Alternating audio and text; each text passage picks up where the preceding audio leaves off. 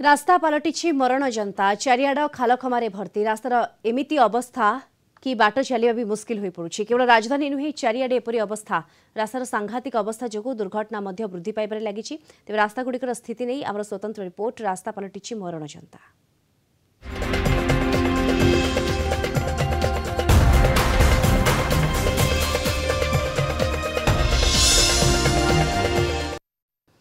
ढेंकानाल जिला 55 नंबर जातीय राजपथ मंगुली छक ठारू अनुगुल बंरपाड़ छक पर्यंत रास्तार अवस्था शोचनीय हो पड़ी।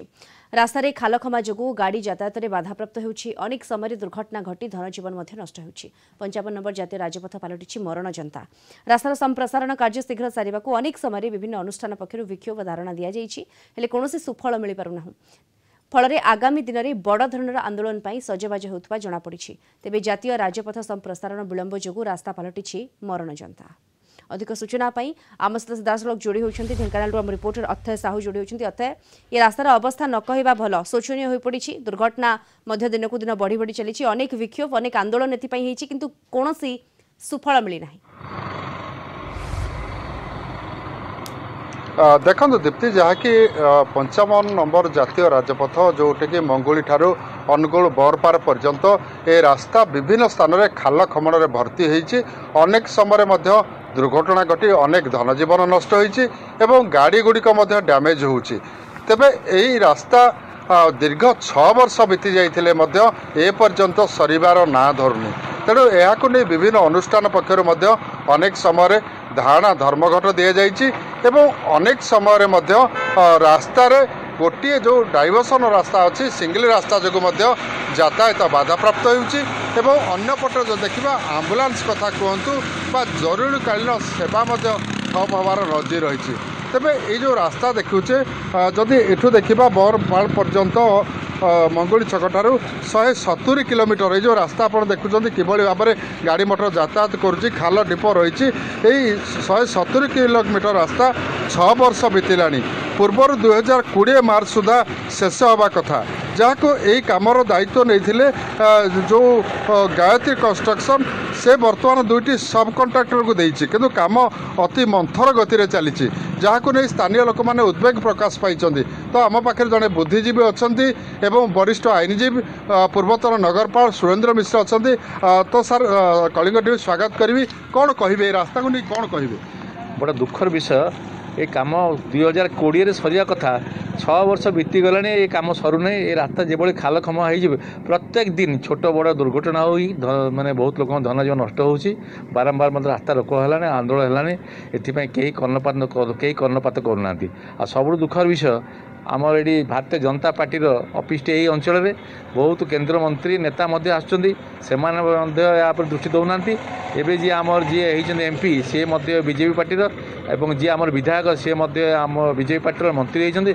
आम आशा करुँ निश्चय से मैंने दृष्टि दे किसी करेंगे। हाँ जहाँ देखुले तो ये जो रास्ता अच्छी जो स्थानीय लोक मैंने जो बारंबार दुर्घटना हवा द्वारा रास्ता रोकुंट मु कैमेरा पर्सन को अनुरोध करी देखो किभली रास्ता है। रास्ता ये हूँ 55 नंबर जातीय राजपथ जहाँकि मरण जनता पलटि कथा कहले भूल हेब ना। खाल ढीप एमती रास्तार अनेक जगार रास्तार खाल ढीप होती पानी जल परिपूर्ण हो रोचे जहाँकि गाड़ी गुड़िक यातायात में बाधाप्राप्त सृष्टि होती। अनेक समय जो बड़ गाड़ी गुड़िक रोचे सेगुड़िक जो जंत्रांश भांगुची से जो ड्राइवर माने गाड़ी चलैबारे व्याहत सृष्टि होती। तेणु यही जो रास्ता को नहीं 55 नंबर जातीय राजपथ को नहीं जो काम संप्रसारण काम शीघ्र सारियापाई विभिन्न समय विभिन्न प्रकार दाबी हो आसुले बर्तमान सुधा कौन सरकार कर्णपात करूना। सबु बेले केवल प्रतिश्रुति मिलूँ मु देखेबी किभली भाव में गाड़ी गुड़िक से खाल पड़ुची किभली भाव में देखुं केते खाल रही जो खाल कि बाइक टे जावाई कष्ट। तेणु गोटे कार कथा कहतु ट्रक कथा कहतु मालवाही गाड़ी कथा कहतु एभली खाल रास्तार जो बस यात्री भाई बस गुड़िक कथा हो एमाने किभली भाव में जाऊँच आप निजे देखु। आम अच्छु बर्तमान जो आनंदनगर कॉलेज बाईपास निकट में जो 55 नंबर जातीय राजपथ कड़े ये हूँ से ही रास्ता जो रास्तार कि खाल खमण सृष्टि होती वर्षा टिके हेले वर्षा जल परिपूर्ण होची गाड़ी गुड़िक खाल पड़ी अनेक समय जो प्लेट रही जो जंत्रांश रही ପତା ମଧ୍ୟ ଭାଗୁଥିବା ନଜିର ରହିଛି। ଏହାଦ୍ୱାରା ଲୋକମାନେ ବ୍ୟତିବ୍ୟସ୍ତ ହୋଇଗଲେଣି ଯେ 55 ନମ୍ବର ଯେଉଁ ଜାତୀୟ ରାଜପଥ କିଭଳି ଭାବରେ ସମ୍ପ୍ରସାରଣ କାର୍ଯ୍ୟ ତ୍ୱରାନ୍ୱିତ ହେବ ଏବଂ ଲୋକମାନେ ସୁଚାରୁ ରୂପେ ଯାହାକି ଇଏ ସମ୍ବଲପୁରରୁ ଭୁବନେଶ୍ୱର କଥା କୁହନ୍ତୁ, ରାଉରକେଲା କୁହନ୍ତୁ, ଭୁବନେଶ୍ୱରରୁ ଆପଣ ପୁରୀ କଥା କୁହନ୍ତୁ, ଇଏ ହେଉଛି ମୁଖ୍ୟ ରାସ୍ତା।